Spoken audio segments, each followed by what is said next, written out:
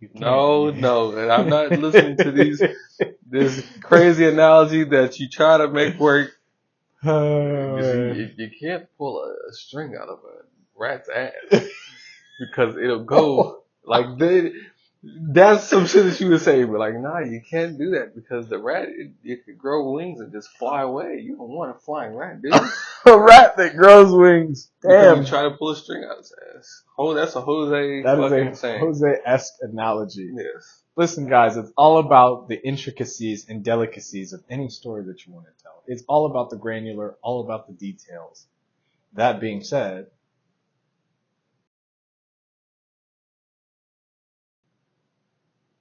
welcome to the AM Club Podcast, episode 7. Yeah. If you haven't already, please. Like, comment, and subscribe. If not, Austin will slap you with his left hand. That. And if I say it again in the next 5 minutes, you better do it again. So unlike it and like it again. There's always a little bit of delirium. So if you catch us drifting into tangents or repeating things that we've already said, bear with us.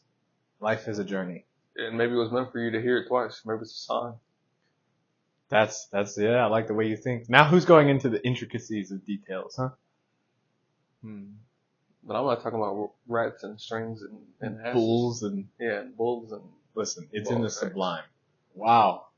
You can't say that. I mean, we can, but I just wasn't expecting that. Anyways, Austin, that's an analogy that you would. to today's topic, my brother. So today's topic, just like that, is knowing how to pivot. Because the segue is technically a pivot, you know what I'm saying? Hey, it's smooth like that, man. Hey. Look, we'll be here all night. Well, I will. Yeah, He won't. Yeah, That's fine. it's like that. But back to knowing how to pivot, like in the game of baloncesto, for you that may not know that's basketball. I don't know if I use that correctly. We just say basketball. See, you know, who taught me baloncesto in high school, right? Oh my God. But anyway. Oh, are we blaming things on other people instead of taking absolute ownership like we should? Being well-meaning and functional citizens. Yeah, because fuck them. Yeah. Well, no, I'm joking. But no, I like that though. Everything, I'm being dead ass, being serious. Knowing how to pivot. Knowing how to pivot in life, knowing how to pivot in business, knowing how to pivot just in general for your mental health, for your wealth, for your stability, for your success is what? Pivotal. Dang. Knowing how to pivot is pivotal. Knowing how to pivot is pivotal. Y'all, it doesn't get better than this. Man. Pinnacle creativity has been unlocked. Man. It is 3:28, 29? Yeah. 3:29? That's, well, you know, if you're... My watch says 3:25-ish. Yeah. Oh, my bad. Yeah, 3:24. Apologies. That's pinnacle creativity around nap time. That is complete sarcasm. Please take that the right way. It's like whenever you stay up like really, really late off of no sleep and you get a little bit delirious. That's where we're at. That's where we're at right now. Beyond that, actually. Yeah. We're in it, not on it. In the state of delirium, you know?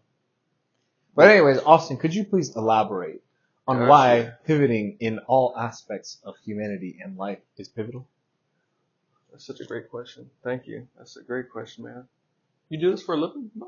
You know, I actually don't live.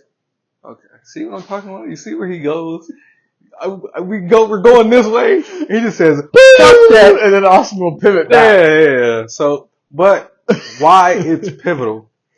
So if you have been living on this planet enough to be conscious of life and what has been going on with you and yourself, you probably know that in life, shit rarely goes how you expect it to go. Mm-hmm. There's been so many instances of my life, of his life, when I knew him, when I didn't know him, where shit just like did not go how I wanted it to go. And there was a point to where you could say, hey, this shit sucks and I'm going to sit here and cry and whine about it. Or you could figure it the fuck out. So what I feel like has been such a pivotal quality to have in my life that has helped me through a lot is knowing how and when to pivot. So, Jose, do you have any examples of this, of when you've had to pivot in life that, Oh man, changed the trajectory of where you were going? I just felt instantaneous pain Mm. and suffering. It can be painful too. Initially, it's not going to be fun. I can tell you that right now. Pivoting is not the most fun thing to do initially. Definitely. And plus, I mean, when you pivot, a lot of times you gotta leave people behind, and they're not people that you want to leave behind. You do it not because you wish poorly on them, but sometimes it just happens. Sometimes it's for you and choosing the well-being of yourself. Because I don't care what anybody says, of course, you have to be unselfish in certain aspects, but there's also times where you have to realize that nobody's living this life as you, but you. Mm-hmm. So and you have responsibilities. You do. You got a family, you got yourself, you have a dog. And even before you have any of that, you have you, and you have to realize that decisions that you make now affect what you do later. We've talked about this on previous podcasts. Oh. So if you have to make a pivot in your life that can change the trajectory of your life in the long term, even if it's something that might be uncomfortable for you or uncomfortable for others around you, or something that they don't necessarily like, sometimes, unfortunately, it's not about them. It's about what you need to do for you. Yeah, nobody's going to know what's best for you except for yourself. And, well, if you are truly a meditative and contemplative person. Because sometimes if you're not thinking deeply enough, then not even you know what's best for you. You got to have that, introspective side as well, like you said, to know about yourself. And that's something that you learn just throughout the matriculation of life. You learn more about yourself. Like, I know more about myself now than I did, of course, 2 years ago. And I didn't think that would be possible 2 years ago. But now as a 24-year-old, it's like, oh shit, I don't know shit, but I know a little bit more than what I did back then. Right. But, and you know what you don't know now. Right. I know even more important. Right. I know that I don't know a lot. And, it's always good to learn from others when it comes to certain things like that. But back to, pivoting and whatnot. So just, let's start with, I'll give a real life example of not necessarily business, but just my life, in general. So, there was an instance, I was going to college, at a particular institution in Georgia. I don't know if I should list this shit or name the shit, but it's up to you. So I was going to a school in Atlanta. It's called Morehouse College. So I was going there initially, and I was Let that sink in. I believe that's my sophomore year. So I ended up I was going through a lot at the time. Like mentally, I definitely was going through what I didn't realize at the time, but like as time progressed, like depression, anxiety. I thought that all that shit was fake and people were just complaining when I was younger. But then I actually went through and I was like, wow, this is, real thing. So I ended up, I think I ended up failing a class or some shit somehow. This is my first time failing anything ever. And I ended up retaking the class and passing it and whatnot.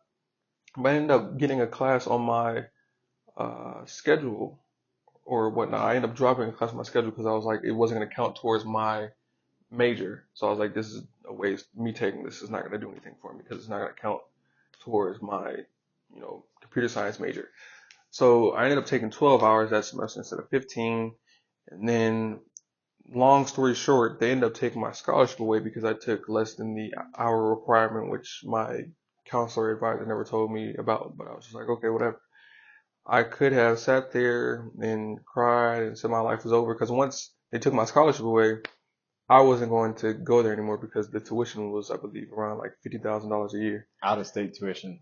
So I wasn't paying that, or I didn't want my parents to pay that out of pocket for me to go there. So I was like, gotta figure something else out.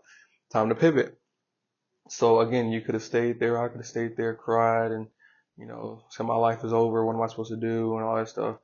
But I definitely, at the time, it hurt. Like I definitely cried a little bit because it was just like, bro, I'm leaving all my friends, all my really close friends that I'm still close with to this day, and leaving something that I know and I guess became more comfortable at the time, and I'm leaving that and now doing what? But after about like maybe a couple minutes of that, I was just like, bro, okay, I gotta figure something else out. So I ended up pivoting and going to another school that my family went to.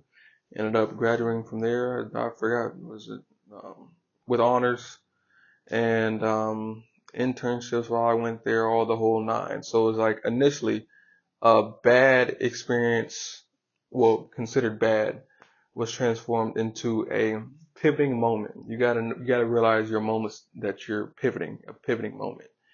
And I took that pivoting moment and transformed what would be seen as a negative situation into a positive situation.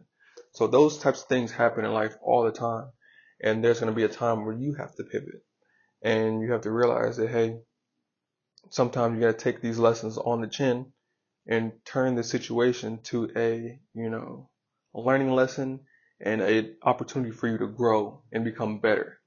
So I think that was, that for me. And there's a lot of experiences that I know people are going through to where they're at a crossroads and something, didn't go their way and they're going to have to know how to pivot from it. So you have to realize those opportunities and then, take advantage of them. And I know that you've had to do so a lot in your life too. So Yeah. But I won't give a personal analogy, but nor will I even give an analogy. I'm going to give what I think is probably the most effective framework that I think both of us have refined in life. So last episode we talked about festina lente, which was make haste slowly, and essentially you're making well-informed decisions strategically. And I think pivoting only succeeds if you're strategic. Because if not, you will pivot ad infinitum. You will continue to pivot and pivot and pivot and pivot until eventually you travel and you turn the ball over. Okay? And that's bad for your statistics. So, stats.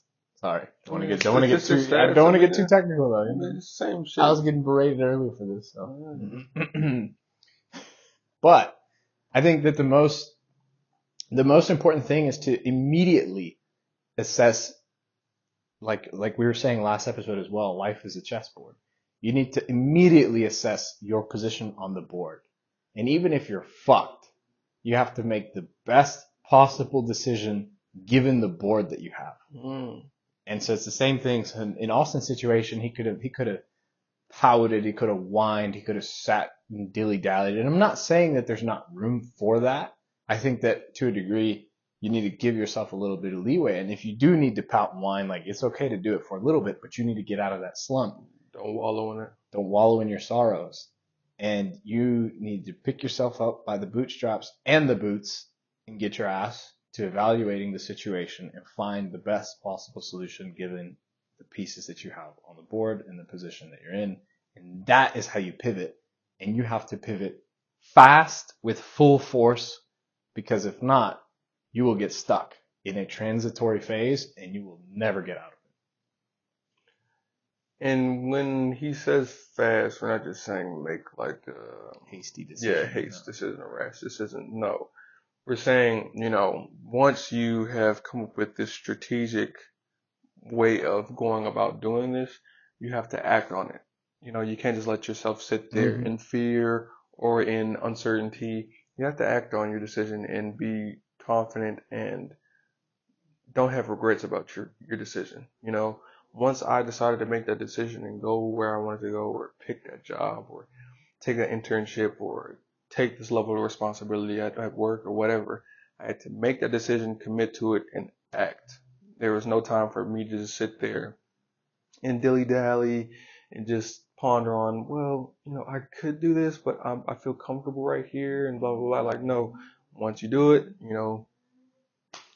full send, like you said, and just, That exhaustion is setting in. I like it. I mean, I feel like that's kind of what you got to do, You have to really commit to it. And one thing about pivoting, because we talked about it like personally, but you have to be able to do that in business as well, because there's going to be certain obstacles, especially in business, man, where you don't realize, you don't know what you don't know. You really don't. So when you come into the world of entrepreneurship and business, you have to figure things out on your own, and then how or what you figure out, you're going to have to realize, okay, well, because of this new variable that I wasn't considering, this changes the whole entire equation. This changes the formula. So I'm going to have to change my formula around to make this shit over here with that variable still equal success for my business somehow. Because originally it was equaling success without that variable. But now with that variable in there now, it completely changes that. So it might equal shit uncertainty. So you're going to have to figure out how to rearrange that formula to equal success for your business. And that is pivoting, my friends. So you have to figure that out and say, hey, look, with this new variable, with this new situation that just entered, this is how I'm going to have to approach this. This is how I'm going to have to, fit or tailor my business to be able to still succeed. And that's something that we've had to figure out a couple of times where it's just like, wow, they want to pay this much. We were thinking that they were going to pay this much. Okay, how are we going to pivot that? Okay, how we're expecting to come in and immediately meet with the manager or the owner of the bar or the business or whatever. Oh, they're not there. How are we going to pivot and adjust for if they're not there to still be able to possibly get business? What's another thing? Approaches. Yeah, approaches like, oh, we're going to have to figure out how to cold approach and get business just because, conversation and make them believe what we're saying in less than fucking a minute. Really? How do you sell a business to somebody who doesn't even know they need, how do you sell a service to a business that doesn't know they need a service? That's what Austin means by cold approach. It's not like, oh, I'm just going to approach you out of nowhere and that's very difficult because I am lame. No, that's easy. Having a conversation is easy. And if you don't think so, grow up or practice. He means actually getting a point across and being a, let's not go on to a Jose tangent, okay? Yes. Self-restraint, my friends. Self-restraint. But, again, like, there's just multiple facets of business which you're going to be surprised by. You're going to be caught off guard by. And you might have to adjust on how you consider going about things.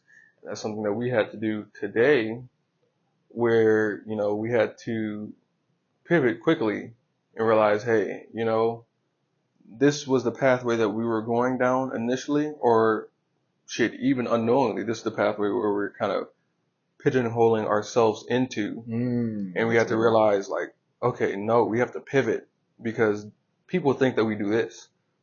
We really do this, and we're really trying to go this way. So what's the best way to pivot from what we're currently doing to make people realize, okay, we're not going down this pathway. They're actually going down here. This is what they can offer for us. This is what they can provide for us service-wise. So what's the best way to pivot and do that? And we sat there and we brainstormed and we talked it out and wrote it down, wrote the numbers down, and just, had a very good scrum, this morning. So that's something as a business owner that you're going to have to get very comfortable with, is being able to pivot, because there's always going to be an unforeseen circumstance or, variable that you didn't consider initially that's going to pop up, and you're going to have to understand how to deal with it, or you're going to fail. You're going to sink and swim. Sink, but you have to learn how to swim when these certain things happen. So, and I think the biggest thing that you touched on is like it's not a hasty decision when we say speed. Right. I was looking for the quote and I couldn't find it. I'm definitely going to attribute it to Epictetus, but I don't know if it was Epictetus, but it's something along the lines of, you meditate on a decision for a long period of time, but once you reach a conclusion, you act with a speed that is unmatched. And so the idea is perfectly in line with the pivot requires strategic long-term thinking where you're trying to evaluate how to get from one point to the other point, which requires a big rotation.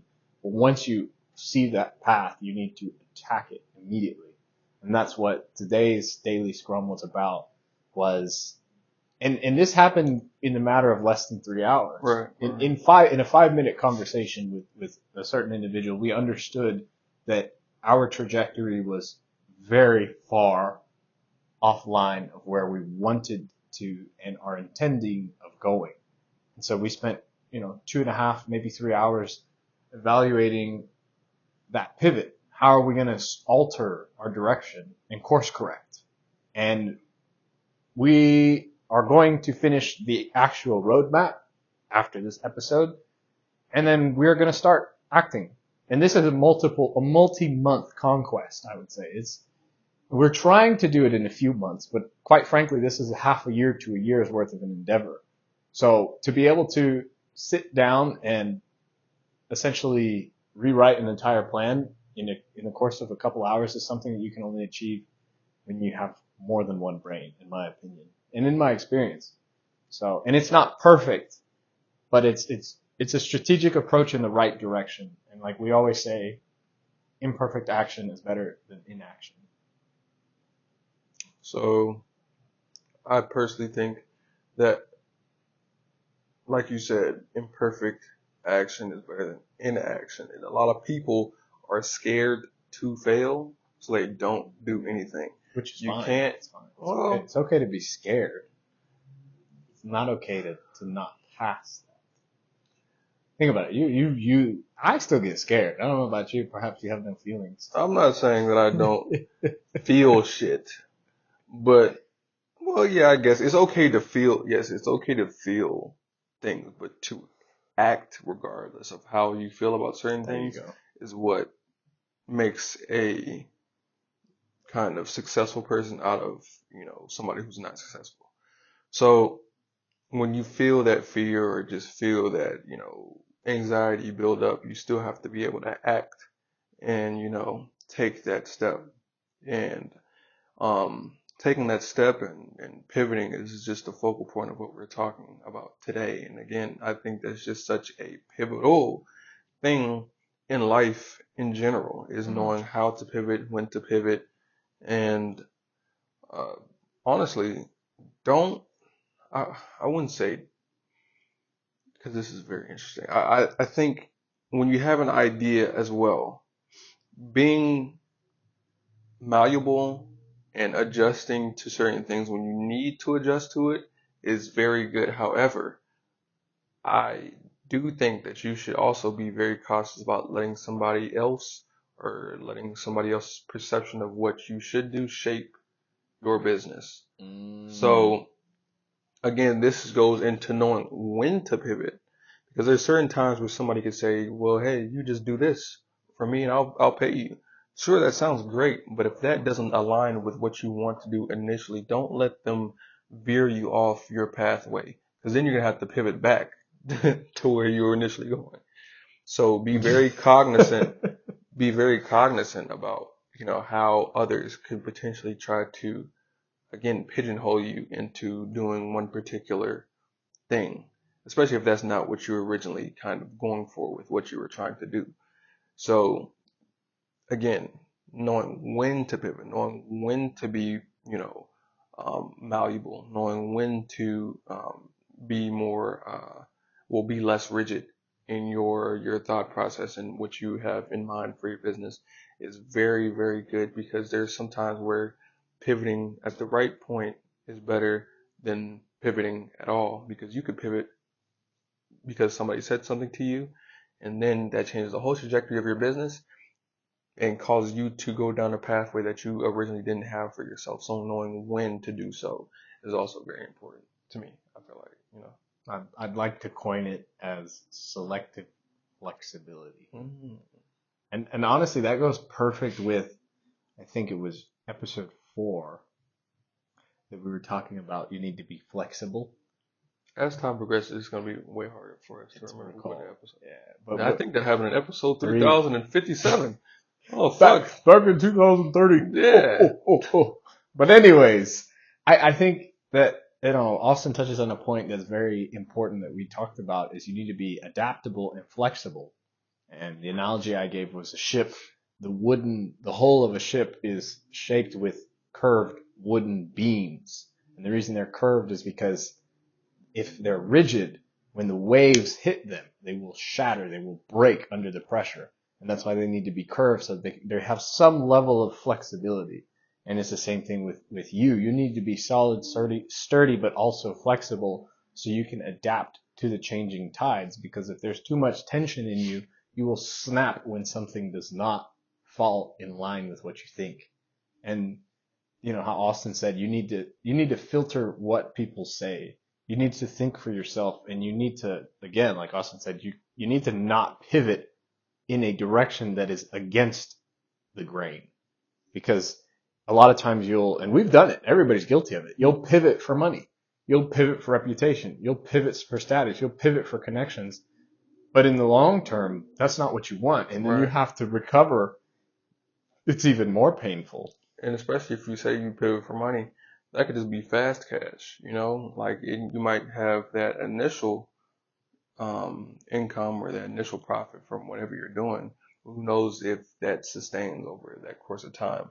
If you have a vision that is built around longevity, don't pivot for fast money because the fast money is going to run out. Longevity, you might get the money that they're paying you for doing that fast service, you might get that however many years down the line at a more consistent basis, and you never have to worry about even fucking lifting a muscle to get it. But the fast cash, it just sounds good in the moment, but it doesn't last long. So again, playing the long game, knowing when to play the long game, and don't pivot for just, quick monetary success. It's about the long term. It's about, long lasting monetary success and just success in every aspect. So, And I think that you're actually a coward if you just pivot for the short term. I'd like to posit that. I think that's actually a very good, not assumption, but realization. Because your inability, let me put it this way. Okay, let's not get too Jose-esque in aggression. You fail to not only recognize long term, but if you're smart, you recognize long term, but you fail to have the discipline and the understanding of the importance to think long term. So you're essentially procrastinating the long term by putting it off and off and off and off and chasing tail, per se, in this situation, and getting the nice little dopamine and pleasure hits where you can. And once you get to that position where you should be advanced to where you are required to be, you fail to hit the mark. And that hurts not now, not later, but even further in the future. It's just the same thing with, you have to do something, but you start cleaning your house or your apartment. You start washing your clothes. You start cleaning the dishes, but you need to sit down and read the book. You need to sit down and send those emails. You need to sit down and make those cold calls. You need to call your mom. You got to call your dad. You got to talk to somebody who is not going through a good patch in life, but you fail to do that. You are a coward.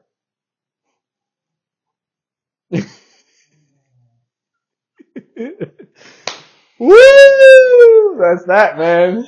That is that.